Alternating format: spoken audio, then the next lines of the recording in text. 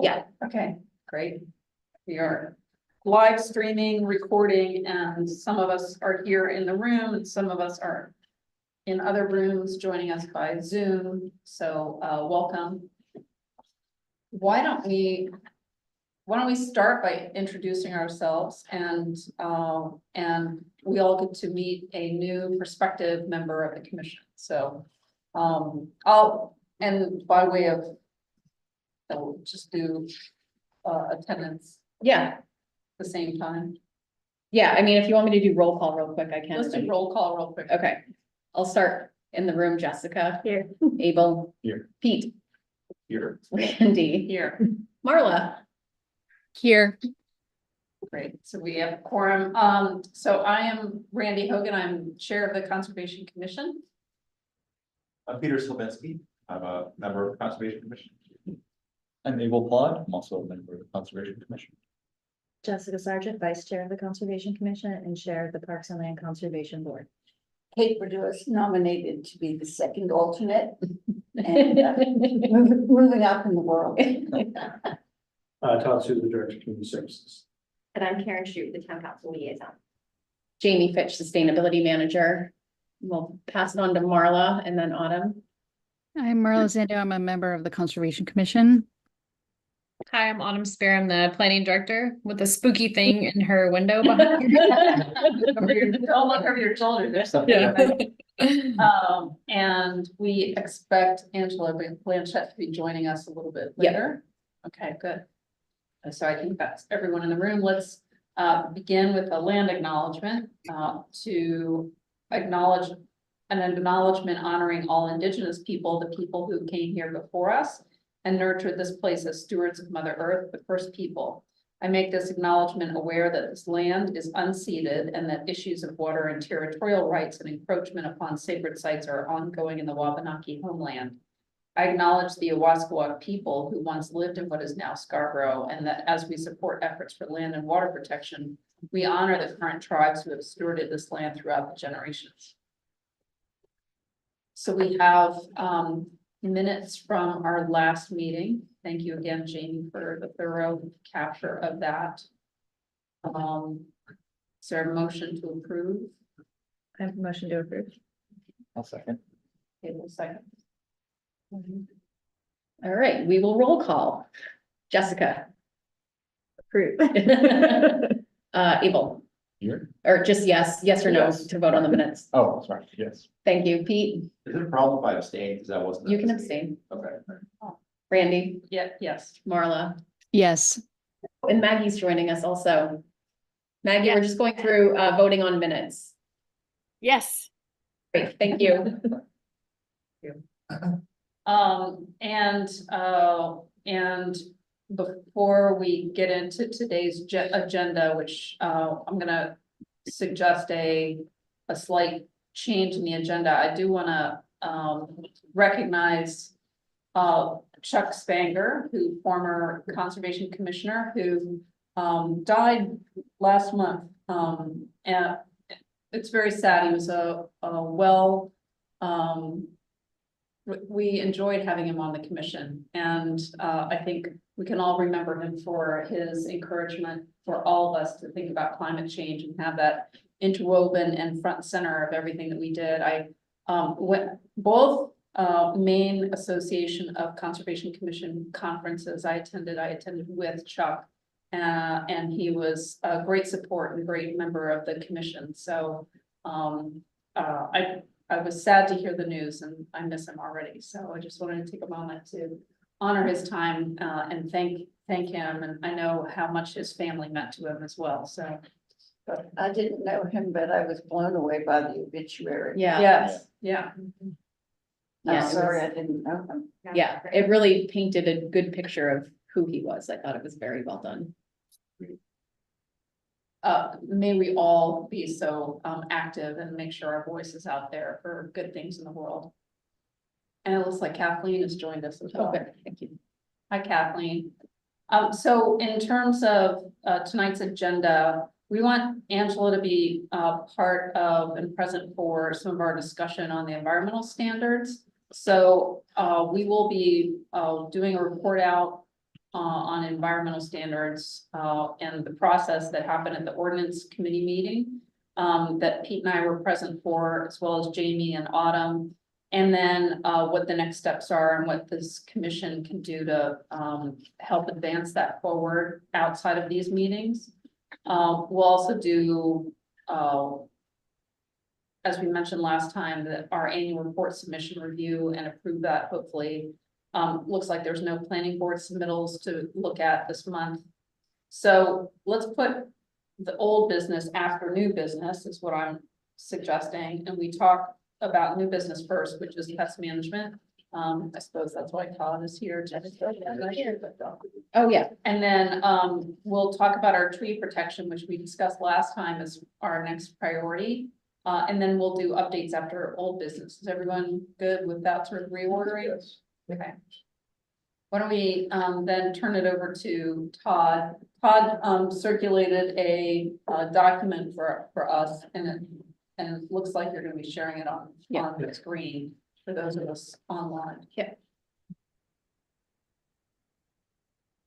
Thanks, Todd. Yeah, thank you. Thanks for reworking the order and thanks for letting us do that. I appreciate it. So a few years back, the pest management committee was rolled under conservation. I think Marla is the last committee member standing. And feel free to chime in at any time. So one of the steps and part of the pest management policy is that we treat the 29 acres of parcels that are managed under community service organically. If there's reasons why we shouldn't, we need to track, well, identify, track, come up with solutions, how we're gonna take care of it. And if we can't do it organically, there is a variance process, a waiver process to go through. We're not asking for that at this point, but what I wanted to do is, what we learned from the last time is that we need to take certain steps to be able to better educate the process, and kind of what's going on. So this is a very rudimentary document that I'll go over in a second that Jamie just shared. But just so you know, the last time that we had done a waiver was in 2019. We had a grub issue at the majority of our athletic facilities. At that time, a lot of the grub damage, and when I say grub damage, for those that don't know, it's not the grub that's always doing the damage, it's the pests, it's the crows, it's the skunks, it's everything that's eating it and chewing it up. Different from this time versus last time that happened on all the playing surfaces. So we lost turf, it was just exposed turf. And we went through a waiver process, and it took a few months to do. And without going into exact details, the school playing surfaces got treated with acelepryn and we received the waiver for that. And the rec surfaces were such a priority to get recovered. We went with a product called Grub Gone, which is a fully organic product at that time in 2019. So the parcels that were treated with acelepryn, a few of those, actually, it was a second round of acelepryn, because what we learned with that product was that 2 years in a row got good results, and we've seen 4 years plus of that, which even makes me feel even better with our decision at the time, because presently what you're looking at, it was brought to our attention that at Wiley or Willie, depending on who you speak to, we are seeing significant damage due to the grubs, but luckily all the damage is happening off playing surface. So some of the things we've learned and done since 2019, increased aeration,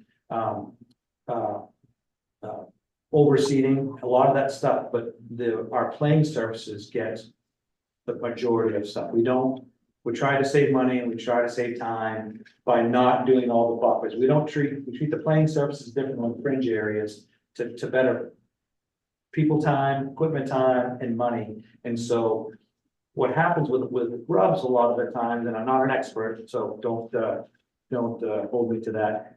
They like compacted area. The worse the ground is, the better that they like it. And so that's kind of proving to me that, you know, they're not in our playing surface as much because we're taking care of that a little different, better aeration, more overseeding, you know, the grass is out competing the weeds, and so the whole organic kind of process and thought process is working.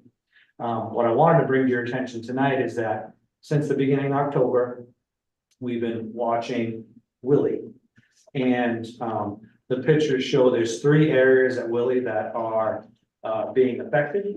The first one is behind the football kind of rugby post. It's a 21-30 by area. You'll see that picture up top, there, the first one.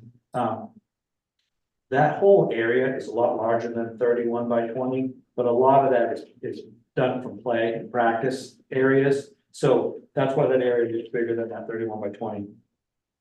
I've had staff go through, and this was a picture today, the bottom one on number 1. I had them take a 1 by 1 square, 3 inches deep, right next to the disturbed area to show that there is grubs in the area that's not getting picked. So eventually those animals will start picking that area. You know, that's the same thing that's true in area 2, which is 50 by 30. It's really a bigger area than that, but you see the space in between that. And again, when you look at the picture too, yeah, right there, see all the grubs in that flip. So, that's the same thing with a large area, which is 150 by 100, which is down the third baseline of the baseball field. You can see the same grub action in that aerial flip. So we've learned a lot since the last time we've gone through this waiver process and discussion. And so tonight was more just to educate you on our process, tell you and show you we're monitoring it. In conversations with Jamie, in the past, we've done a waiver for acelepryn. We've tried the Grubcon, both had success. And so we'll monitor, and someone will be coming back, you know, late winter, early spring to say, okay, we've made it by the worst of it. We need to consider option A, B, or C. And in here, there's not a lot of words, but it says we'll monitor, and then somebody will bring back recommendations for your consideration. It could be that 1, we're doing nothing. We've made it by it, the worst. 2, we think that we should use an organic product, make the proper notification and posting and apply that product. 3, it's really, really bad in certain areas. We should consider acelepryn and ask for a waiver. Other areas could be treated with Grubcon, and I'm being transparent here. I haven't done any grub organic research as far as latest and greatest products. That would be something that somebody would do over the winter before we made any sort of recommendation. And then lastly, and this is where I would need help from Jamie, nematodes seem to be having more success in the colder climates. But it's something we would need to do a full research and budget on, because usually what happens is people have tried them in cold weather, they put them down, they all go dormant, die, and then have to start over again. So did you get that results? And so it's still a new practice in cold weather, great success in warmer climates. Yeah, it would be an annual kind of treatment, for Right. lack of a better term, with nematodes. Yeah, Until our climate continues to warm a little more, and then right. It'll be So offline conversations, offline conversations that Jamie and I have had would be, would that something that, you know, this group and our staff thought we want to try? We'd have to really figure out a plan of how to implement that. Where do we do another product to get the grubs at bay? Let the ground clean itself or whatever product is, and then start with a nematode application. But again, we're not asking for at that point now. We have to kind of see where we end up here. it may be something to think about too, is to identify like a pilot area and just try before you go all in Yep. on all of the fields and all of the affected areas, choosing one Yep. area to. Yeah, and the good thing now, like I said, is that we can go out in the spring, rough this up and put some more soil there to kind of at least get it foot traffic safe. Wouldn't be green, but at least it's not a trip hazard. When you go out there now, you can see a difference in, playing surface or grass area. But luckily, it's on the outside of the playing fields. The one that has the largest facility could be direct effect this spring, because that's where JV baseball plays for the school. And so that is literally just off the third base foul line. So it's not on the playing surface, but if critters moved left, then we would have an athletic process, and it's something we could deal with as a mitigation to make the field safe. It wouldn't deal with the problem. And so I wanted to come before you tonight just to kind of educate you where we are, and then what would have to come back to you in the spring. If not just, hey, this is what we're doing, versus what your thoughts are. So one question, is there anything you guys are gonna be doing going into this winter to prepare, like you aerate once before the cold throw freezing winter months? Does that help or anything? Is there? Yeah, we've just got a new piece of equipment that hopefully we'll get one more aeration in. It's not as, our older unit was very invasive and it was a large piece of equipment. This one goes on the front, and the goal is to be able to aerate 3 or 4 times a year versus twice, just the time the old one took. So the goal is to try to put them away better than we did last winter. So that should help a little bit. And again, luckily right now, it's not like, if this was in the middle of the varsity soccer field, we might be having a different conversation, trying to put the plan in place to hedge our bets on getting there, but we're not there yet, so. Thank you. Yeah. Thank you for that. And Marla has a comment question. Yes, hi Todd. I have a few questions. Yep. I'll just give you them all and you can answer them in whatever Okay, order go. you do. First of all, are you still working with a contractor or consultant? Because you were working with It's Green. That's my first question. Have you been continuing to do the soil testing? And if so, where are you doing the soil testing? What results Yeah. have you? And then 3, I think with any product you're considering using, we should, as a Conservation Commission, get copies of the material safety data sheets. Yes. Yep, absolutely. So, the answer for a contractor is no. We haven't since 2019. We've just been doing, when that contract ran out, when we changed, staffing, we took on more of the cultural practices. We haven't put fertilizer down. We've just been aerating and overseeding and watering. And we've had great results with, oops, sorry. Maybe you can't hear my phone. Watching right now. And so we have not had to put a contractor together. We are scheduled this year. This will be beginning of November. This is the 3rd year. We decided with the soil test to go every few years because we were told that doing them every year, you just, your micros of to actually have something happen to a soil takes multiple years of doing something. And so this would be the 3rd year for that piece. And yes, as far as if we were to, anything we were to consider, we would share ahead of time for material data sheets or product. One, just because what I learned from the last process is to take the temperature of the committee versus before we get into any sort of like, we're asking for a waiver, it should be, hey, here's the 2 projects, help us vet one. What do you think? What, looking at the risks of, because the last time we went through this process, and Marla can remember, I had a real hard time to process that. Somebody could go put a cellophane down just in normal skin and go do it. And then to go put grub down, you had to be in full suit with a respirator. And it's like, that didn't make sense to me. That the organic product, you had to get fully vetted and suited up to go put down. And the other one you didn't, because it's just, so I know that whomever is bringing products, we need to get a lot more educated and understand what that is. That was just a hard thing for my brain to get over it. Delivery system. Yes, yeah, It was aerosol. yeah, so it's, but anyways, again, we vetted that grub gone, it had good results in the areas we did. But again, we did it the one time, and so there's no history of like, we did it 2 seasons or 3 seasons to see if it was sustainable. We do know that from history, the Accelerate got us almost 4, if not 5 years before we see this back again.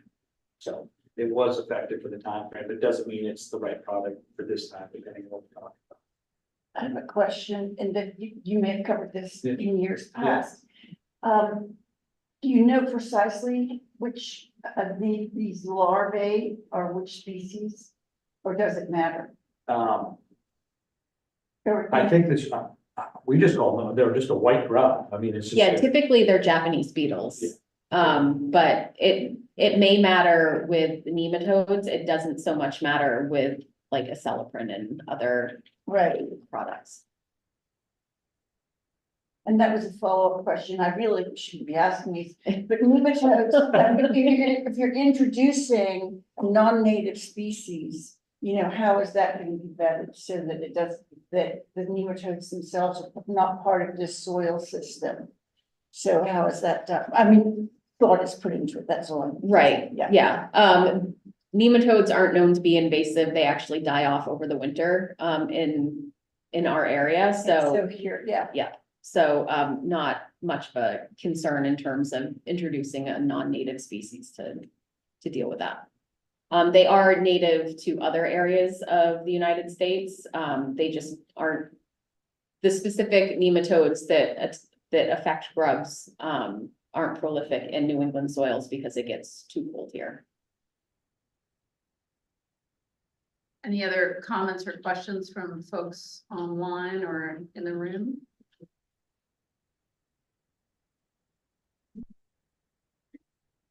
All right, thank you. We'll look forward to hearing an update. Yes, yeah, surely. And again, on the website is all the material. The report from 2019 was the last one that Marlon Rita put together in the committee, with Jill's help as far as just the viewing of it, but all that material is there, past material, data Yep. sheets, all the information is there if anybody's interested. Thank Thank you. you, yeah, thank you. Have a great evening. Good luck with Safe- it. safe drive. Thank you. Safe Thank you. driving. Yes, yeah, That's cool. yes. I'm gonna go get a large coffee, go right on. Good. Thank you. So Angela's here, but before we get to that, we're gonna finish up new business and go to tree protection, which we talked about last meeting as the area that we want to focus on. Has anyone given it thought that you want to share with us? And really, Autumn and I have been chatting a little bit about this and really want to kind of drill down on what the commission's goals are for that ordinance so that we'll be able to put language around that. So I was hoping that was kind of the discussion that we could have tonight, is understanding what the group is hoping to achieve by developing this ordinance. So some things I hear are concerns around clear cutting. One thing that I wonder about is the concept of champion trees, like removal of champion trees, even if it's not involved in a clear cutting. What happens when one tree is cut down that has a negative impact on all the surrounding growth, trees or other trees? And that's for development, new development and existing properties. Can Was I there ask something- some questions? So maybe we can talk about it in pieces. So let's talk about commercial development, maybe first. So those projects go through the site plan subdivision. So for commercial development, we're thinking, I don't know, and you all I haven't been here long enough to see any complaints about commercial clear cutting. Have you all had any experience with that or heard of any of that? Well, yeah, there's been a huge, sorry, and then, Yeah. there's been, I think, from different areas, not directly told to me, but I hear different comments and concerns about what's happening at 8 Corners. So, there's a lot of residents who aren't intimately Okay, researching what's happening in town business, and then you drive by one day and all the trees that used to be there are now all gone. And so the question comes up, what is happening? Why is this happening? So, sorry, Karen. you were also gonna say- That's a good one. So Eight Corners is one that went through the site plan process and, yeah, they just cut them all down one day and it was shocking. Yeah, and I think that my question was, we'll define commercial, because Eight Corners is defined as commercial, even though it's gonna be residences. I talk about commercial and really relative to the process it has to go through development. So with planning board, multifamily goes through a site plan process. So I always, single family homes don't have to go through a site plan process. So I'm basically talking about everything but single family homes and two And family. then, another So- example is, when Costco was going in, then there was from different areas, different sources of concern, sort of the impact on connectivity and contiguous forest or forested land is cut off because of the Costco property. Okay. Which, I mean, we all know was planned, it went through your department, of course, but what, again, Right. when residents aren't involved in getting to know everything that's happening, then they show up one day or they drive down a road they've been driving down all this time and then boom, it's all gone. Yeah. That's shocking. So, yeah. Yeah, and Okay. it's a little, I was thinking of the other property near Eight Corners where there was an enforcement action. Where they were cutting that curb and they got caught, Oh, and then there was enforcement, that occurred. And Because then was it within the shoreline zone? It was in shoreland zone. the house that I think, was like a Chinese or Japanese Yeah. investor bought it, and then they just clear cut everything, and then but they got caught. I don't know why they got caught, but they got caught, and they had to replant everything, or replant some stuff. I was thinking of that as an example as well. But that didn't go through any kind of site plan review, they just got caught. So they would probably cut down the same amounts if they went through site plan. Maybe I'm wrong, but. Well, they wouldn't have been allowed to under shoreline zoning shoreline, if they had gone through that process. Maggie has a hand. oh, up. thank you, Maggie. Hi, so if we were to make adjustments to whatever the ordinance is around clear cutting now, excuse me, is that done around the age of the tree? You were referring to champion trees, and I'm not sure what that is, Randy, but is it around the age of the tree, the site of the tree, the type of tree? I mean, I really don't know. And do we, if we want to make an impact on the ordinance or any ordinance around this, do we need to get to that level of specificity, or is it at a higher level? And again, I don't know. Yeah. So- good question. Maybe I can tell you. So what we have on the books now for tree protection is nothing. What I do have in surprise, in the landscape standards, when we rewrote those, I added in some language about preservation and protection. If you're going to do it, these are the minimum things you need to do it successfully. And so we have some language there. And it talks about specimen trees, which are native species over 20 inches at diameter at breast height, tree clusters or other significant vegetation to be preserved. And we say whenever practical. So I included that in. So this was new. This was adopted last year. I have seen the planning board require some tree saves.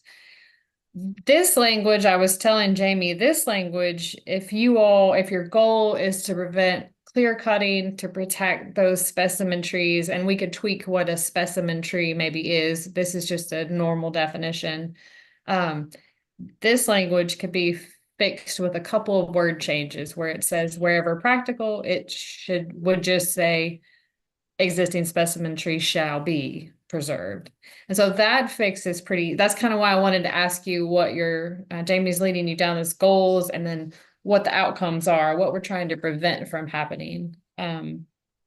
So, That's But that still start. doesn't get at any kind of large landowner can go in and cut any trees on their property. So that's the first So- part of the conversation. If we're talking about the development process, you don't want to see clear cutting. You understand that some trees are going to have to be taken down, but it's important to preserve those specimen trees, or champion trees.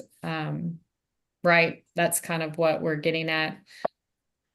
so there, I Or- guess- sorry. Maggie, and then Jessica, and then Kathleen. okay, so I guess there's, and I don't have it at my quick disposal or at my hand, but I think there's all kinds of research about the impact of trees on quality of life and on a sense of community and on even mental health. And so is there a way to look at this around, less around, you know, from the developer point of view, but from that point of view? And that lens, and looking at, you know, there's only a certain percentage, you know, if you have a plot of land you want to develop, there's only a certain percentage that you can develop, and within these guidelines, save the plot, the champion trees, save the this, save the that. But that there's the ethic is around saving a percentage of woodland, and even the contiguous woodland, so that to as part of your design plan. So So, that's my thought. okay. Um, uh, Can we collect questions and then Autumn, you can respond? Okay. Yeah, sure. Jessica. I'm not familiar with the shoreline zoning rules as it relates to trees. Could we get a little bit of background? I'm not saying like replicate that everywhere. I just wanted to know, that seems to be the one place that there is. Yeah. There are rules around trees, and I was just curious what those rules were. So Um, the shoreland, you can cut a certain percentage of your trees on a time per time, I believe is what it is, and it's, I don't have it. But off it the top needs of to go through an approval process. There's a Right. process. You have to Yeah. go, yeah. You need to get a shoreline zoning permit in order to remove any trees. And you within can't do there. that with like every property in town. I'm just asking. Well, no, so who gets those applications? The code The enforcement. code officer. enforcement. Okay, And I don't know if they patched it, but it used to have, like, you pay $1,000 fine and you cut all the trees you want. So I don't know if that has changed, but enforcement of the shoreline zoning and trees is extremely difficult. People just pay the fines. Yeah, And is Cut that, trees. Yeah, right. Because, so what? You get fined $1,000 and still cut down 50. You also have to, if you don't ask, you have to get caught, right? So if Right, it's so- shoreline zoning and it's in the back and we can't see it, we don't know unless it's complaint driven. do we have farms inside shoreline zone? I'm not sure. Probably a few, maybe some areas that have some stream protection or, yep, I'm sure. And the question that I would then have is which supersedes? Can a farmer most- cut down trees inside a shoreline if it's also inside? Yeah, it's a the most shoreline? restrictive. Okay. Kathleen?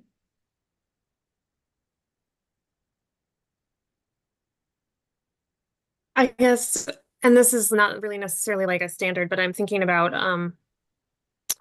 if we're going for trying to preserve as much land and thinking about carbon sinking and all of the functions that trees, you know, in addition to the benefits to community and mental health and all of that. If there is a large group of trees in an area, I mean, I feel like even things that have gone through the process, I mean, the Downs is like, there's so many trees that have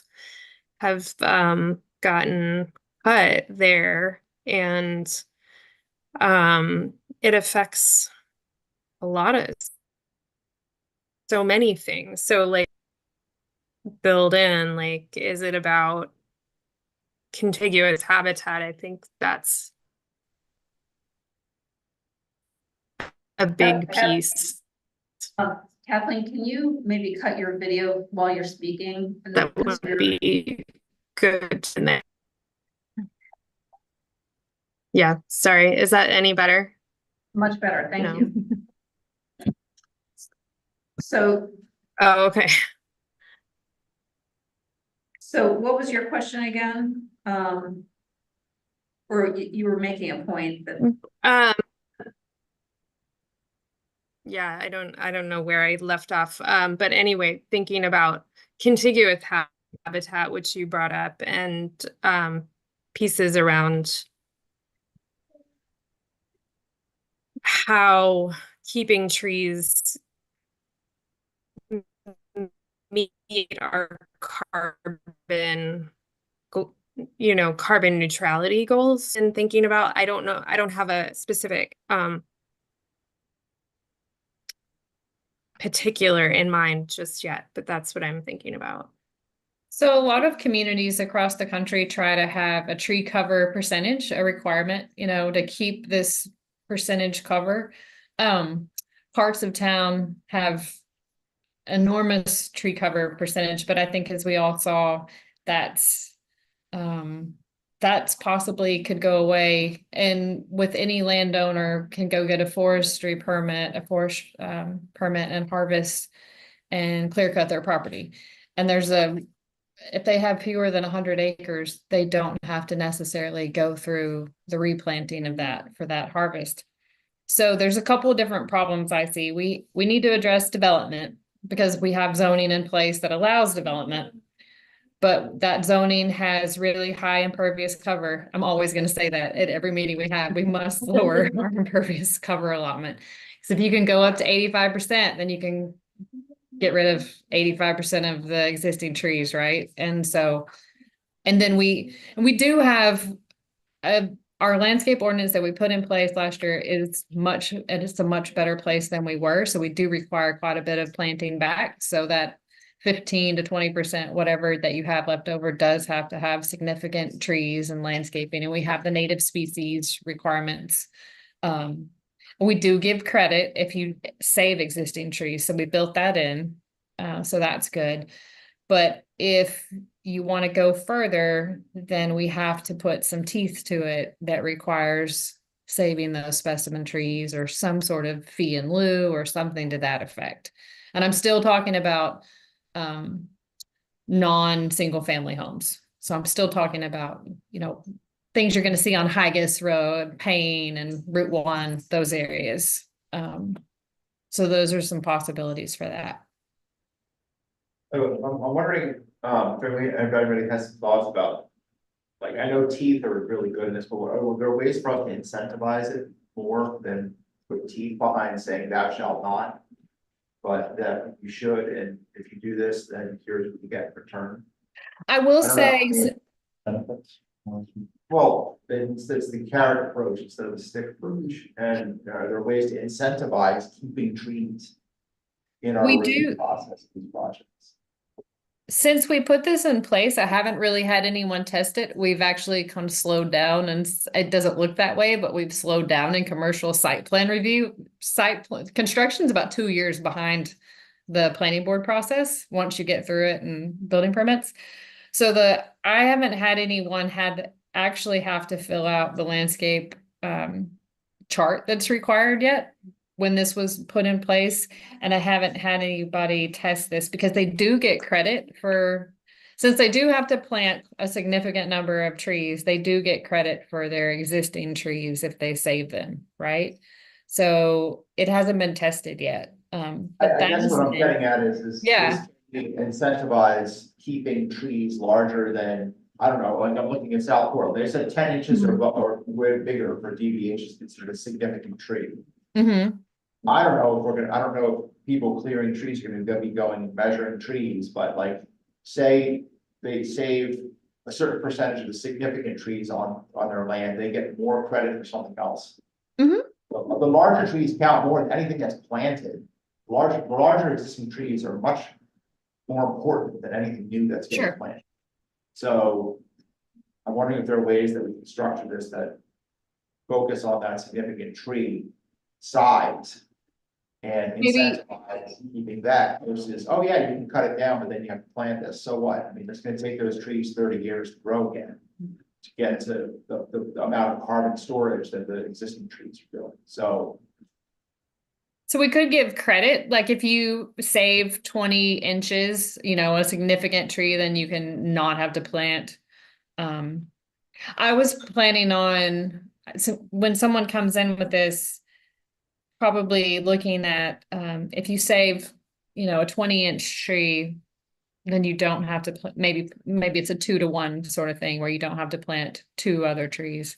But we could look at that a little bit more. So it's a Yeah, I don't trade-off. know You get what some the credit for appropriate that. size is, because South Portland does manage a significant tree is 10 inches.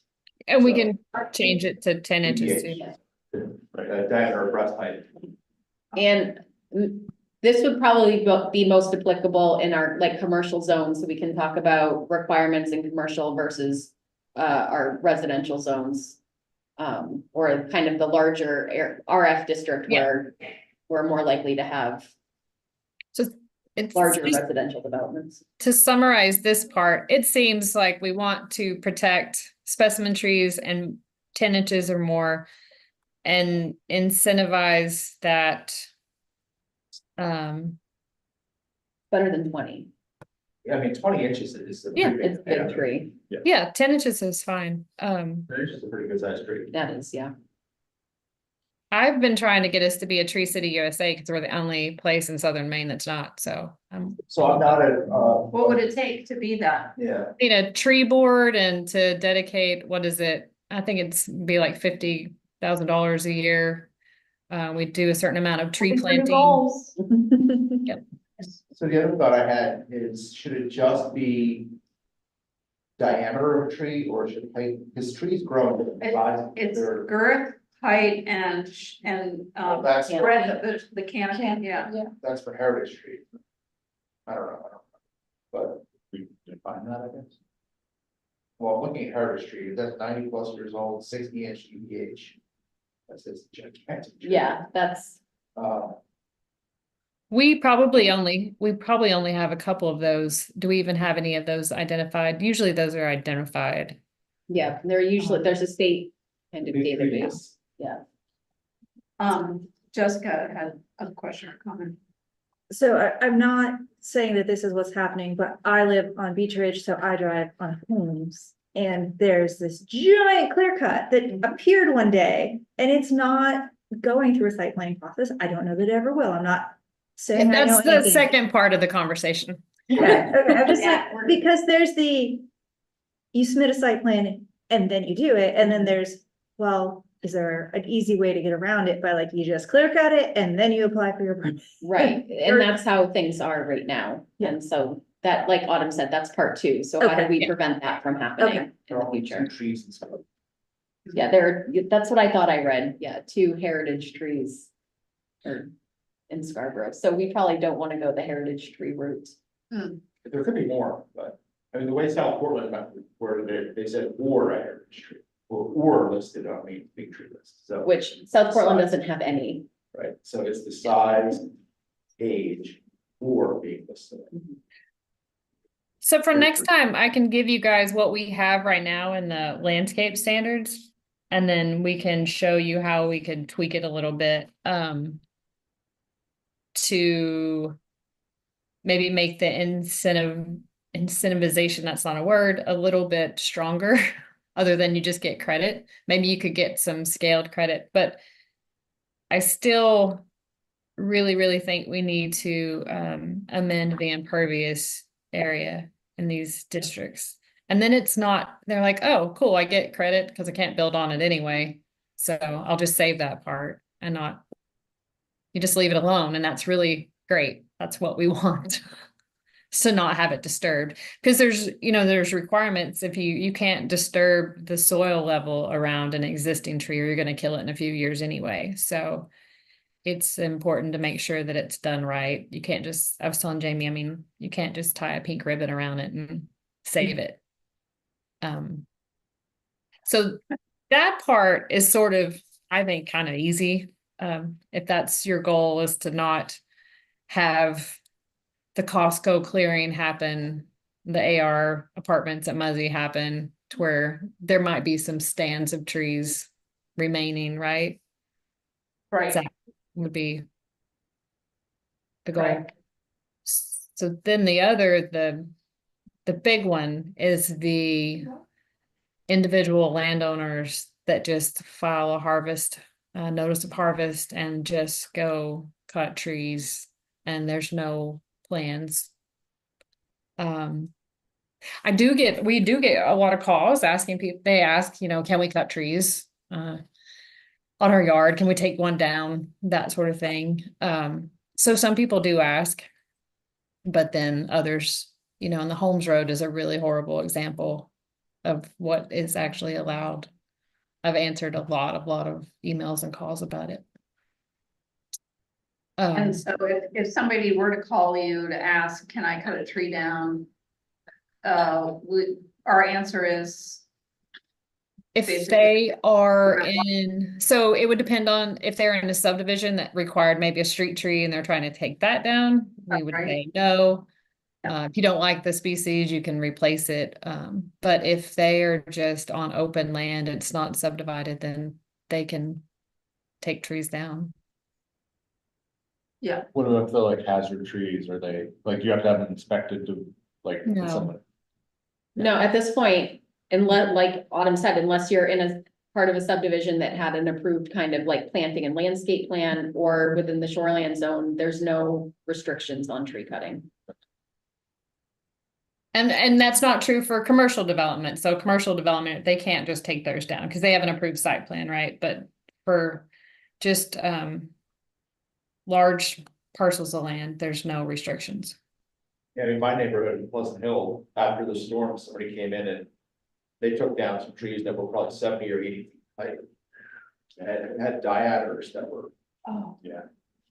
I couldn't even fit I couldn't wrap my arms around the tree. Yeah. But it's on their own, their property. yeah, that's Mhm. the And good it, thing no about hazard. it. I've got a tree that probably needs to be taken down, but it's beautiful, it's so beautiful. It is about this big around, but it's getting hollowed out. So I was just thinking like, would I want to make sure that, You still could remove that. right, should I So- ask for stuff like that, just for future state, for somebody for like, oh, I need to do something like that. Do I need to have it inspected first or something? And so Jamie and I were just sort of talking, about what level is what are we wanting to regulate all tree removal? Are we wanting to regulate, large parcel tree removal or percentage? I mean, what are we really what do we want to achieve? That will help us come up with some language. Are buffers possible? I'm sorry? Meaning, But are buffers possible? Meaning Like maintaining buffers. maintaining between- buffers between you and your neighbors. You between can't just parcels. like right to your property line. So there was a thing on the planning board that snuck through and someone commented about the fact that they had cleared the buffer and the property was right up to the line and there was literally no buffer. And the planning board was like, oh, well, there's nothing we can do about it now. And that makes me think of things like that. We're like way too late in the process. Well, I know, Because that could be, you get sedimentation or you could impact the health of your neighbor's trees and then cause those to fall Yeah, down. yeah, So I think that there are implications for like, you can't just do anything anywhere. You can't be a good neighbor. yeah. Mhm. I was gonna ask, like, should there be any priority to like where the tree is, like if it's too close to a river or stream, or like, if they take it down, could that increase erosion or embankment collapsing? I don't know if we want to get to that level, but And that's- trees are doing. And that's why trees are restricted. Tree removal is restricted in the shoreline zone. So not Okay. prohibited, but restricted. Okay. And then, so I just want to revisit what you said, Jessica. That's actually kind of a cool idea that you could. So maybe tree removal is not permitted within, like, all I have is a building setback, right? But if you don't have a building, then you still have a setback, a 50-foot side yard, maybe a 50-foot front yard. So if no development is proposed, maybe we could require that they maintain the setback with the trees. Just because, again, it's, my recent experience is on Holmes Road, like there are homes there. So all of a sudden Right. they had a forest and now Yeah. they've got nothing. Right. And dirt, yeah. Dirt. It is- And it disturbed dirt. This is Yeah. gonna go everywhere when we get some rain. Yeah, no. The water. It's not gonna be some shade for the homeowners. Yeah. Here. The other thing that Autumn and I had talked about as something to think about was having this apply to a minimum lot size. So like if it's a lot is like, it would apply to lots that are 5 acres or greater, for example. So like chances are the larger lot sizes are the one, or larger lots are the ones that are going to perhaps go through and do a lot of cutting, as opposed to a smaller residential lot. You wouldn't necessarily want to clean out all of the I mean, that trees on your that makes property. sense. That at least gives us some boundaries to start with, but if it is a smaller lot and there's a significant tree on the site that is shading houses around, I would like to see something where you have at least a conversation with the town. And maybe you have to prove that it's a diseased tree and that's why you're cutting it down, before you cut it down. So, but that would, to me, that I'm thinking about like a single tree, a particular tree, as opposed to all the trees on a smaller lot. Is that something we could start with? So for residential properties or non-commercial properties not intended for development, we're looking at 5 acres or larger. But then there's, for smaller properties, it's the, what do you call it? Not champion tree, The but significant tree. significant tree that needs a process.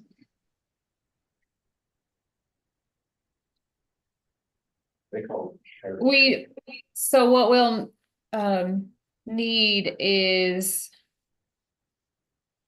So, okay. So if I'm a homeowner and I want to take down a big tree, I would call my office and say, I have this big tree. And we would say, okay, you can remove it as long as it doesn't meet these requirements, and that would be what we'd have to find. And then what I'm gonna have to do is send somebody out there to verify that. Right, and maybe there's an appeal process and there's which is not ideal, but plant for the one you're taking down, or whatever the number is, the replacement. It doesn't necessarily have to happen on that property, but it's like into a fund that is used to plant trees elsewhere. You should also think about the waiver for post-storm stuff, because some of the trees get damaged. Right, The big trees get damaged in storms.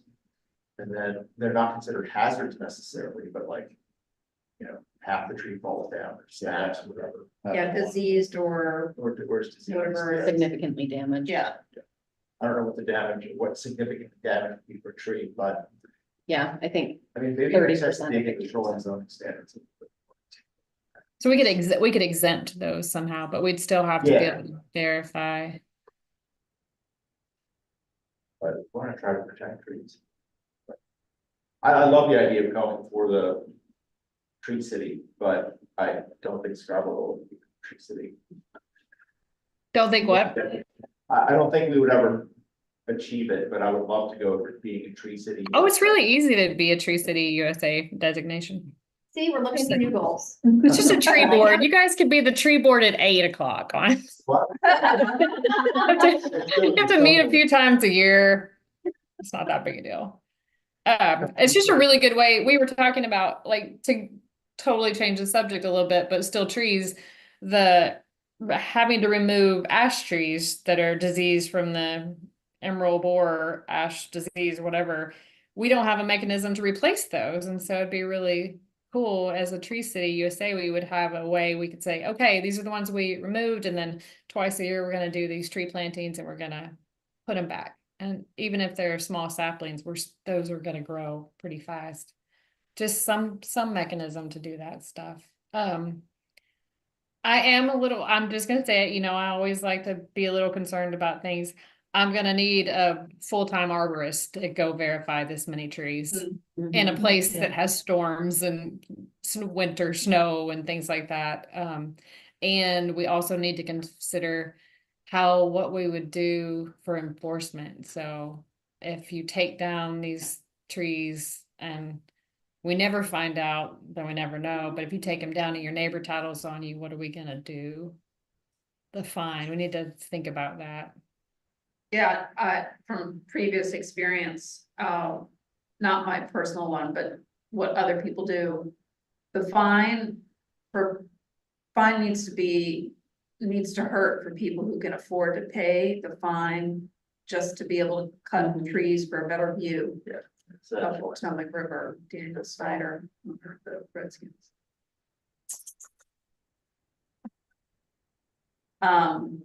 Do you have do we have enough to work on then for next meeting? Anything Yeah, I else think we have enough coming to up get from folks? started. Yeah. Yeah, No, not yet. okay. I have thought, but I think it's too early to share. I mean, it's good. I'm glad that we're in this conversation and we know it's gonna take some work. But it's good to collect all of our thoughts here. Thank you. Okay, so now we're gonna move on to old business and, glad that Angela is with us in person. Thank you for coming in. Yeah, thanks for arranging. I just wanted to hear what you guys. had Yes. Comments. All right, so, I don't think we planned how we would do this, but there was an ordinance committee meeting. I failed to mention you were there too. Counselor Shute was there, and spoke. So did Pete and I, and then, from staff, Autumn and Jamie spoke. There were 2 counselors on the ordinance committee, right? Or were there 3? There were 3. Okay, right. And then the rest of the room, I don't know, like 15, seems like maybe around, from the development community, including lawyers and consultants and owners of these companies. So what came out of that was the ordinance committee passed the proposal on to town council. So you'll see before you the 4 scheduled meetings. I think I'll stop there and ask if there are any questions or points for discussion and open it up to anybody who was there, Autumn or Jamie or Karen to add. I will share that we thought that we were in a good place after the roundtable in August with the large compromise that was agreed to, meaning we're only going to focus on wetlands. We are going to have a 25-foot setback and 15 feet of which would be a vegetated buffer. And the people sitting around the table seem to be maybe reluctantly supportive of that. Conservation Commission, because you all wanted more, the developers, because they don't want anything. And we went into that meeting and the developers were strongly against the, what's being proposed. So, Those are even at the table. yes, there are people at the table, at the round table, it spoke against the, With similar arguments, which is, for me, hyperbole. It's just gonna stop development in Scarborough. Nobody's gonna wanna build here. It's unfair. It's too much of a stretch. It's gonna inhibit our ability to meet our goals. It could be illegal. It was silly, Way- is what it was. It was really silly. I'll just say it. Like, I am an extremely reasonable person and I'm always trying to find like the middle ground, and I was mad that and I think, I'm sorry to cut you off, Randy, but I think some of the questions that they asked that we had already answered, I think they didn't pay attention to the answers. And so I don't put it into ordinance format to prepare it for council. And I'm reading it, I'm like, there's no reason not to approve this. It's really clear. You can still do development, you can still fill, you can still get your permitting. This is really reasonable. It's in other places in our existing ordinances. I just don't think it's gonna be a problem. We think, I mean, it's like what, barely Yeah. longer than an SUV is what we're asking them not to build on. Exactly. But what I saw happen was a lot of the concerns and questions posed to the existing ordinance committee, which is gonna be different after the election. Really, I felt, stump the ordinance committee members into a place of, maybe we should, I was thinking, maybe we should pause on this and really study this, which is what everyone wanted to do, is study. We'd already done that, we'd already come to the compromise, and we came forward with that compromise, but there was still more of a, you need to do some serious work and look into this. What's gonna happen now is we're gonna have new ordinance committee members, we're gonna have new council members, as this process goes forward.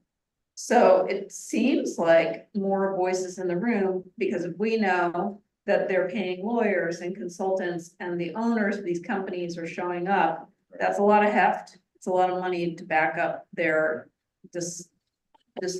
desire to not support this. And is there any precedent for, because it's transitioning to a new council, to ordinance committee, that this process just stops because they need to be re-educated on everything that basically they need to make a decision on? I'm just wondering. Yeah, no, that's Yeah. good. So They could definitely, at first reading, they could definitely table it, the first reading. So we're asking them on November 6th to send it to the planning board for the public Yeah. hearing at planning board. But they could keep it in council if they wanted to. Okay. Yeah, I mean, what they could do is table it. I mean, please know, I will not be supporting that. I think, I'm hopeful that, especially with a new council, at least one person coming on, we know will be environmentally friendly, if not both. I just think it was a lack of education, especially with the ordinance committee. I just think this is a hard topic to kind of grasp sometimes. And I think also, at this point, we've now seen the developer's card. They're not coming back with real complaints. They're just like kind of stomping their feet and just not really doing anything. And I'm fully prepared to speak at town council in direct response to the comments that like they were making at the ordinance committee meeting. It's pointless. They're not trying to work with us at all. And I mean, they advertise the marsh on their website and like how wonderful it is. And then they just sit here and they want to build up to it. And I just want to mention that, what was upsetting me this week at the planning board meeting was that the development that the owner behind Beechridge Motor Speedway specifically requested we put a moratorium on the environmental standards because he wants to build directly up to the resource. And so these are the things that I'm going to my council, like, it's not just the downs, like, there are other like people out here who are literally chomping at the bit to build right up to the resource. And so I think I need to be very prepared because there's going to be a lot of negative comments and I need to be really prepared to counter them and convince the counselors. And I think, again, it comes back to education. And I think that It self-interest. sounds to me like a workshop. I know. it's And that's what I was named kind of hoping, so the first reading, November 4th, 6th. that. Six. My goal was to try to do it more like a workshop, so I was kind of asking, and I guess that's up to council leadership, but I was kind of pushing Tom to ask if, can I do the 20-minute, can we do a presentation more like a workshop for council, but doing, what I mean, more than our 3 minutes at the podium. But I feel like that's catering to the Yeah. developers of their concerns, where we're like, But this is I another ordinance. I think coming through. it's addressing their concerns before they can voice them. So because we know what their concerns are, we know what they've been saying to us for months. So we can counter them. So if we can counter them before they can get up and voice those concerns. Well, I'm just trying to educate council. So again, it's not a workshop where it's like for open for back and forth Right. conversations with the developers, like say the ordinance committee was more like that. It would be us kind of presenting, and to Jamie's point, here's the feedback we've gotten from developers. Here's our response to those. Here's what's already in our ordinance. There's existing ordinances that we are mimicking. So this isn't a new concept. And here's our neighboring communities that are doing similar, like, I think it's more about educating council so you feel more comfortable, like, oh, this has been vetted, we have Yeah. thought about all these things. We do have responses to their concerns, we're not ignoring their concerns. We just need a couple of case study photos of, here's what it looks like out in the field. When you go to look at when it's built up to the resource. Boom. I mean, there was a couple of schematics you guys showed. I thought those schematics are powerful. Yeah. Like in the field photo, of what that looks like would be, just speaks 1,000 words. It's not why this is needed. Yeah, and I think they try to look at it as well, it's like, you can't do this for like a bad contractor, and they're impacting it during getting into the wetlands, like that was one of my concerns during construction, but then we're also seeing that. There's degradation over time, that if you go back to some of these sites that built right up to it, what does the first 10 or 15 feet of that wetlands look like? And so I think to your point, that's where you're seeing changes, and it might be changes from a forested wetland to a meadow wetland to just Or standing invasive water, species. invasive species. Yeah. So it changes over time, that the planning board isn't us, going back 5 years from now and seeing that that's a completely different thing than it was, but they never touched the wetland line. Direct It makes, impact, yeah. it's not a direct impact, it's the indirects that we also need to establish, because that was one of the things I know that was thrown back out at that meeting, that one of my concerns has always been, just because that's what I deal with is construction, is, yeah, we have zero, I need something in place for the constructability. But then it's beyond that, so that's for construction, but then that's the direct impacts, but then beyond that, you got the indirect impacts that.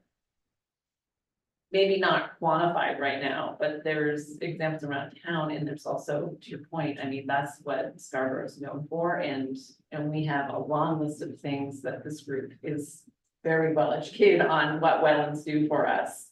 I mean, it's huge, what they're doing with flooding and any filtration and pollutants and all of that, I mean, that's what we need to make sure everybody's aware of.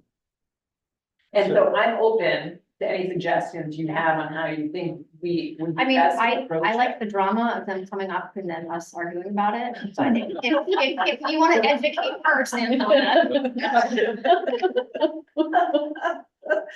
I think I'm knee deep in this. Yeah. And so Yeah. I think there's two sides to it, really. I mean, yeah, one of the questions or the statements is, there's not a place in Scarborough that doesn't have a wetland. So you're telling me that I can't build in Scarborough? I mean, like, you lead with that statement Yeah. and say, Yeah. that's what we're here to tell you. what's Like wrong with 25 that feet assertion. is going to push you out of Scarborough. Yeah. So you said this would be the most restrictive in the state, it's not even close. Yeah, yeah. The Even more restrictive than federal guidelines. Yes, which we are allowed to do. Yeah. Right. And actually, we had this conversation with our chapter 500 group, the state stormwater. And even DEP is looking at conflicting with the federal law, which they made it very clear, yes, we can do this. This is how we do it. And ours is gonna be different than, say, the NERPA, the Army Corps permit, is different from what's gonna come out of chapter 500 for the DEP stormwater. They're gonna conflict, but you do the more restrictive. And yeah, it might be a little complicated for developers, and DEP seem to have no problems with that. Right. Any I have question, also, yes, Pete, and I'm also watching for Marla and Maggie and Kathleen, if you have any contributions or questions, but yes, Pete, go ahead, sorry. Unless they have any. No, not right now. I guess my follow-up question is, we have this timeline here, and that's to establish the existing environmental standards that we talked about. We left it as a group that this still needs a lot of discussion in terms of addressing other areas. And there was talk of bringing this working group back together sometime in January. So I want to make sure that doesn't get lost in the discussion, make sure that, because this to me was the start. I was very unhappy with, honestly, everybody knows that, with 15 and 25. But I was willing to compromise on it because we need something. So, and to me, it's not even really a compromise. It's like, 50% is compromise. It's Yeah, like we here. gave 80, we gave Yeah, 80%. yeah. So, I'm just wondering how we keep that, how we ensure that that process keeps going. I think it has to in the fact that we do have a state and federal mandate coming at us, And that's for our low impact development ordinance. And so we can kind of, we're gonna have the conversation anyway about environmental standards around that. And then we can look at, say, incorporating what we're doing with this too, and what you guys had kind of come up with your original proposal, and it can be all part of the conversation, so that we can at least say, here's what's required and here's where we want to be, and so maybe that's. And you already have that spreadsheet, I remember seeing that. We just, yeah, so we. Which it just can be- draft. Yeah, we got the revised draft from DEP a week or two ago. So, and right now they're saying a 25-foot vegetated buffer from any natural resource at a minimum. So, you know, we're asking for a 25-foot setback, 15 feet of which is a vegetated buffer. So it'll be a first step towards the full 25 feet being a vegetated buffer. Okay, so anyway, the LID process is where you're seeing this continue. Yeah, Okay, I think to your point, like your fear of us not getting back to the table is we're getting back to the table whether whoever comes to the table or not, we're required. So staff is gonna be setting a timeline to get us to a November ordinance in place, November of 2025. And so because of our process in Scarborough, we really need to start, like, we don't have, we have ideas, we have a list of bullets saying this is what you're gonna implement. So we actually need to make it shape for Scarborough and then go through all of the different committees and ordinance and council, multiple meetings. So we kind of have to work backwards for that, and it goes fast when you have to do all those steps. So January is actually a good time, I think, say, we're starting that process, we're starting this ordinance. And we can't really pause it. Or we will be fined by EPA. That's where we're at. okay. I'm comfortable with that, thanks. So I like this idea of setting it up kind of as a workshop style or a presentation style, first reading. I don't know what. Is there public comment for first reading? Yes. Yeah. yeah, so we can expect, there will be comments at all of these dates. Yeah. So it would be good for folks to get these dates on calendars because we know that the development community will be there speaking against Yeah, please come. at all of these. And then dates. asking for food trucks in the next breath. Yeah, please come to any and all of these meetings. It does make a difference. There was another person who wasn't part of the Conservation Commission who spoke, and so just having additional voices. Yeah. They now have all the dates written down Great. for public comment. We'll hopefully pull out more members. Speak in favor of some of those standards, because it was last minute. I'm like, oh, wait, they understand that too. And like that day I sent them. Nice, thank you. So. Oh, yeah, thank you, Maggie. Yeah, so that's, pursuant to what you were just saying, I was wondering, are there any other champions besides the Conservation Commission who can speak to some of these? I mean, I know, it sounds like our strategy is to move ahead as if the developers, some of you all said the whole meeting was silly. And so, I mean, so just to forge ahead, because some of this is going to be required anyway. And so, that's one level of argument, but I just wondered if there were other champions who can speak to this besides just us. I would say any resident would be a good any resident. Any of those, 70-80% of residents who don't like growth? Yeah. Yeah. And I will share that the Sustainability Committee is planning to write a memo in support of the standards as well, so. I think that will be pulled together before the public hearing. No, in time for the second reading and vote. They'll have that information or support letter from Sustainability Committee. And there is a group, right, that has come together against developments. I mean, or maybe it's just a Facebook group, but. So anyway, we may be able to tap some of those people. I don't think you necessarily want to say that this is a question of growth, because a Yeah. 25-foot setback is not inhibiting growth and it's not Right. preventing growth. That's the messaging. This is not prohibiting growth. It's still allowing development to occur. It's extremely reasonable. It's a must do. It must be approved. And I think if you don't want to tag on, you can get those people definitely to speak, but you don't want it to be about Anti-growth. the messaging, because it's not anti-growth. It's what we have in our conservation subdivision. It's what we require for private way development. So it's extremely reasonable, and precedent has been set for it to be approved. And one of my things, I think when we started, after I watched that last ordinance video too, the things that I get fired up about is on a daily basis, I get calls about people flooding downstream of all development, all sorts of size and shapes and development. It's the death by 1,000 cuts. And they just keep, you keep chipping away at kind of these protections, which is wetlands. And I think in the past, and I think we brought it up in our development group meeting, is it used to be an eyesore, it was a nuisance, it was a swamp, area, but that's what's protecting your downstream homes, because the state laws for stormwater is not controlling the volume that's coming at you, it's controlling the rate that comes at you, so that everyone's following those guidelines, but you're still gonna see more water coming downstream.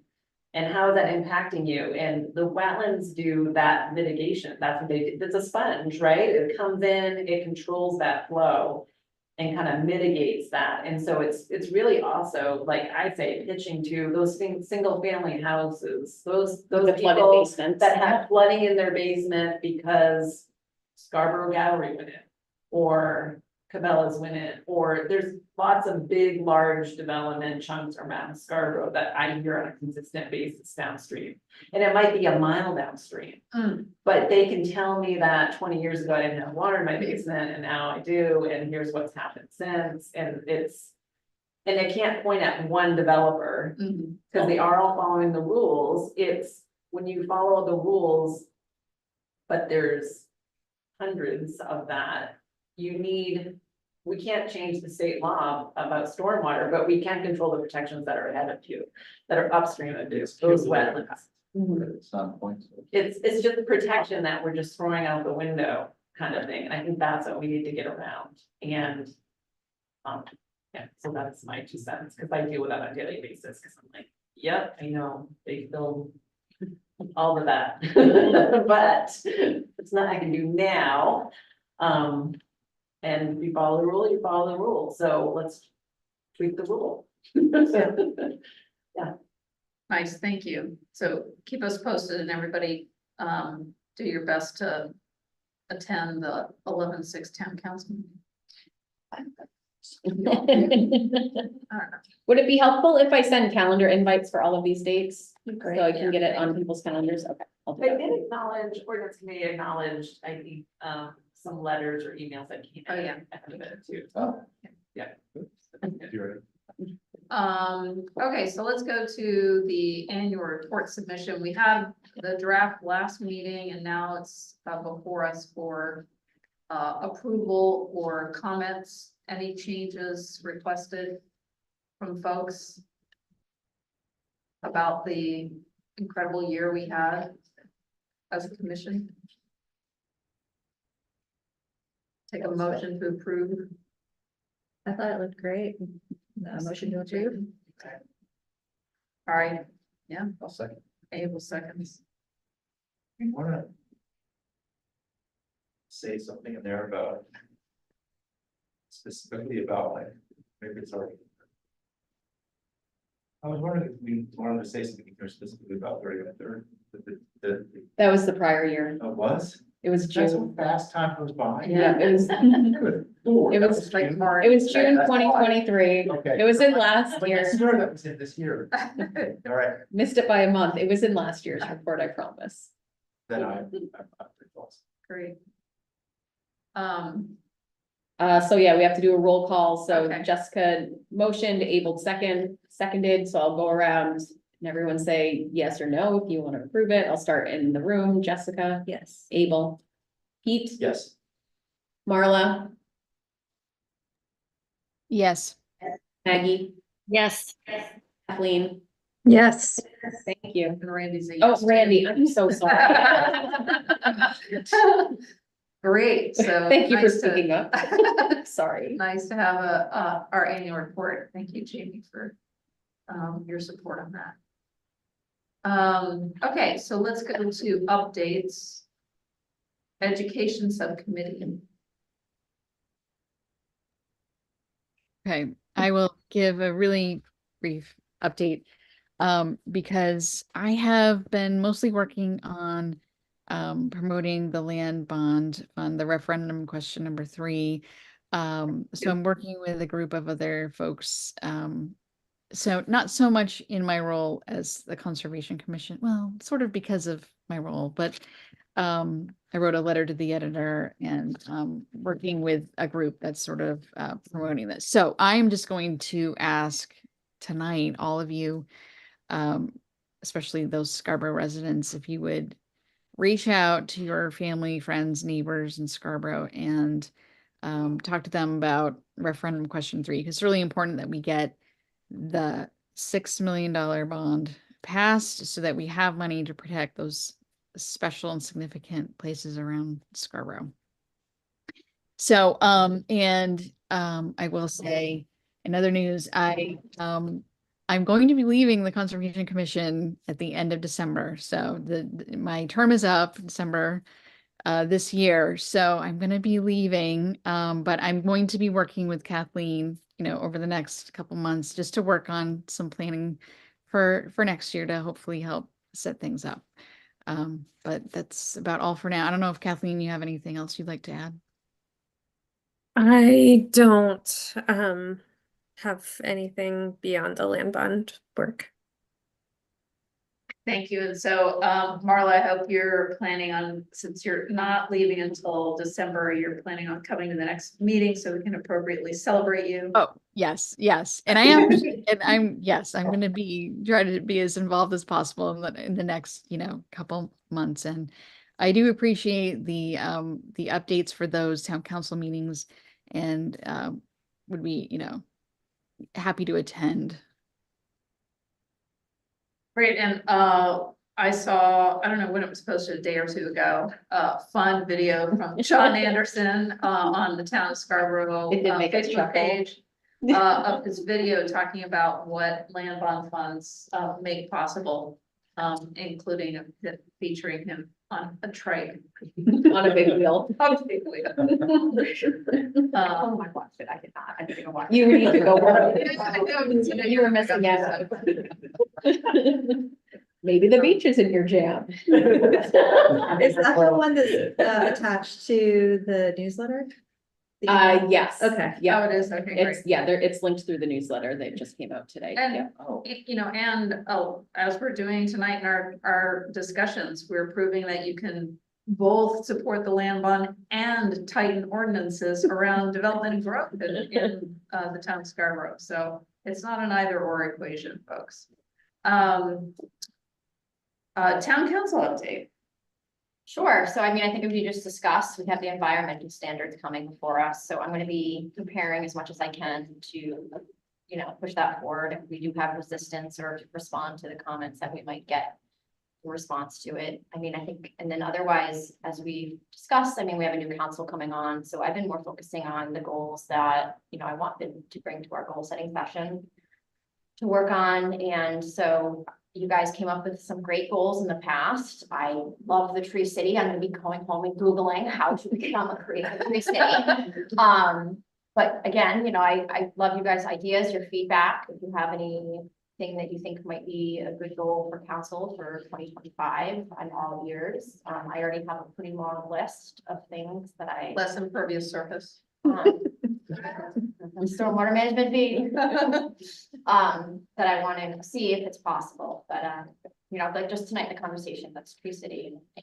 And Autumn says it's easy, so there you go. I was gonna say, that seems like an achievable goal. We like those. Yeah, you want to have a little tap. Community rating system. Oh, that, yeah. A what? Got it down, community rating system.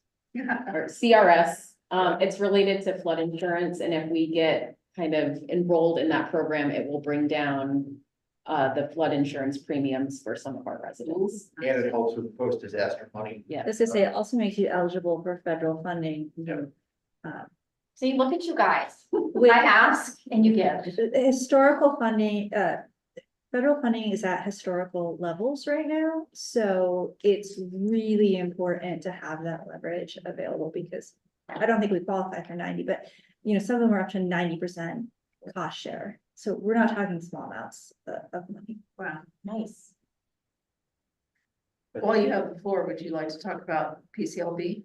Yes, so we do have a meeting in November after the election, but I do have some materials for the question number 3, which I think is really the biggest thing if the land bond does not pass. PCLB doesn't have a lot to do, so we're either going to be really busy or not. There's no in between. But we did get the 300,000 back from. It's not completely empty. The Alger, Something, right? yes, it was down to 15,000. Right. So with the sale of Alger Hall, there was the reimbursement of that, and then there are 2 grants that are outstanding, federal grants that one I think they've gotten, but we haven't gotten, the Scarborough Interest has gotten, but they have not gotten the checks. So I gotten the check. Yeah. They take a long time. There's a possibility of reimbursement to additional projects. So the land bond fund acts more as a bridge loan, which I think we really need to highlight the benefit. Having town funds available means that we can leverage other sources of funding. At the end of the day, town might pay 0. It's just a bridge loan. So if we don't have the land bond, then we miss those opportunities. Especially if any of these opportunities need to go before voters on a regular, Yes. once a year, maybe twice a year, in order to get approval. That really limits opportunities. If we could buy Pleasantville Disc Golf Course, that would just be great. Putting it out there. Anyone want to buy it? Competing with developers. Thank you. Sustainability Committee? Yep, so Sustainability Committee is going to begin looking at and planning for our climate action plan. So I'm in the process of writing a grant proposal to the state's community action grant fund to bring in money for the climate action plan. So that'll be the next big thing on the horizon for them. And then just a note about Sustainable Scarborough Day was a couple weeks ago. It was another beautiful day. We lucked out with the weather. Have gotten some really good feedback. I would say turnout was probably on par with last year's event. So around the 200 people range. I did hear today, one of our members of the Sustainability Committee was talking to one of the vendors who was there. And he said that he generated 6 kind of appointments, inquiries. It was Evergreen Home Performance. So they're a kind of an energy efficiency home audit company. And they said that was actually the best response that he's had from any of the events that he's done recently. So in the past several years. So yeah, that's awesome. So hearing little anecdotes and things like that is good. So hopefully we can continue to build on the momentum for next year's event. And then open space and vulnerability assessment, the open space plan, we still need responses on the online survey. Oh, Maggie, you had your hand up. I'm sorry, I missed that. So did Marla. I didn't, Marla did. Oh, it was Marla, Well, sorry. yeah, I just really wanted to thank Jamie for all of your work on Sustainable Scarborough Day. You've done just an amazing job to build a really fun event, and so thank you. Thank you. Yeah, so open space plan, we need more people to take the survey. So I will send the link out to folks again, if you can ask your friends and neighbors and family members who live in Scarborough or visit Scarborough frequently, to take 5 minutes or less to go through that survey and respond to it to help us set priorities for land conservation.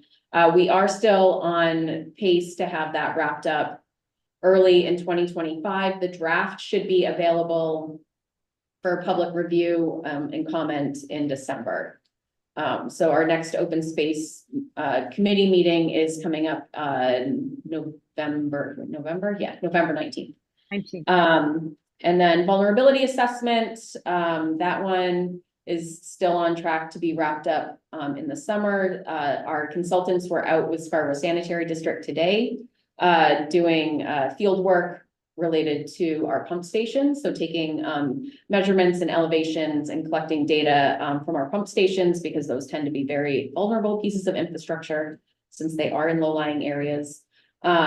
So the committee will be meeting again, should be in November, to start thinking about adaptation strategies and beginning discussions on pilot projects that will be selected to have a little bit more kind of design work done to get us ready for planning purposes in terms of seeking funding and capital projects and things like that to start addressing some of our vulnerabilities. And I wanted to mention that we've had further conversations with the newer group, people at Pine Point. I think they're officially the Pine Point Association now. Yeah. And so we're actually looking at trying to leverage some of the FEMA money from the storms to do hopefully maybe an additional pilot project or demonstration project by going through the FEMA process. So I'm actually engaging with GEI sort of separately, but Our consultant for the vulnerabilities. yes, same consultant, which they already have kind of that baseline data and trying to kind of use this opportunity to kind of leverage different things to maybe add another project. So that's exciting. Yes, so hopefully. Nice. Keyword rather. Yeah, we can chat with you for a minute after the meeting. So I have a feeling this has to do with FEMA, either emergency borrow or restoration. Yeah, Okay, I just had a conversation with the guy from FEMA who runs that program okay. last week. Beach Bob. Beach Bob? Yes. Beach Pete. Well, now that's your name now. Congratulations. Now Beach Pete. So, yeah. Yes. And so the last thing we need to touch base on is our meeting schedule. So our next two meetings are going to conflict with Thanksgiving and Christmas.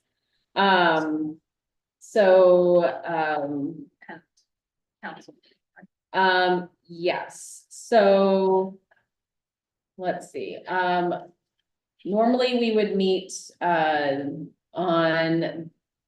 November, whatever the day is before Thanksgiving, but I don't think anyone wants to be here the day before Thanksgiving.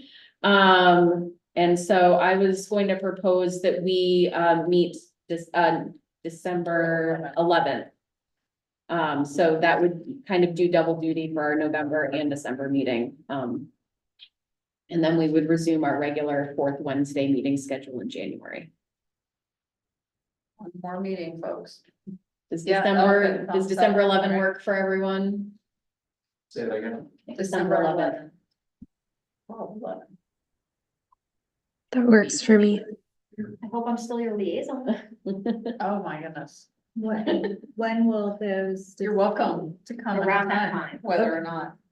Hopefully by then. Yeah. We should know. All right, great. All right. Super. Any other comments, reflections? Thank you all.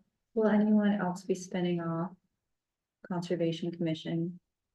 And Oh. that will be their last meeting? I do not believe that's the case. Um, The question was, is anyone else ending their terming? So Marla served 3 3-year terms in the Conservation Commission. no, but she's just not choosing Not to really. re-up. Okay. Yeah, I think you're up. You're up. You are? But I was. No, No. no, because he was Still just relevant to the meeting. appointed like as a As full a full member. member. Oh, okay, because Yeah. on the website it says 2004. Oh, you may have been finishing up a term. Oh, okay. So if that's the case, please fill out the application Well, form. you should to- have gotten an email already from Kristen. If you What about you, Jessica? Knowing, Your I term on the thought- website is. I haven't gotten an email. Okay, then maybe I'm wrong. I thought she said she already started reaching out. I thought they were talking about around the election, they were swamped and they were. They're gonna do it probably right after the election. Oh, So, yeah. so, Well, did I miss that No. already? so if you want to continue I on think the I wanted them to conservation. do it You have to now. apply. Yeah, you have to apply. Yeah, please just, I can send you the link if that's helpful to just fill out the online application again. And Cause usually last time it was a short window. Not like, but like, you need to do this in the next 2 weeks. It's like, I need to do a lot of things in the next 2 weeks. That's kind of why I wanted.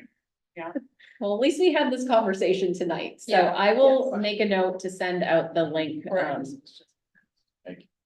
I guess I should have because I'm one of the people. So we will, assuming that, Jessica and Abel will be renewed, we will have one new vacancy, on the commission. Assuming that and, that you'll be Officially sworn in. confirmed. Yeah, We hope so. great. All right, everyone. Wow, happy Thanksgiving. Happy Halloween, happy Thanksgiving. Oh my goodness. Go vote if you haven't voted yet. Yeah, happy Make a election. plan to vote.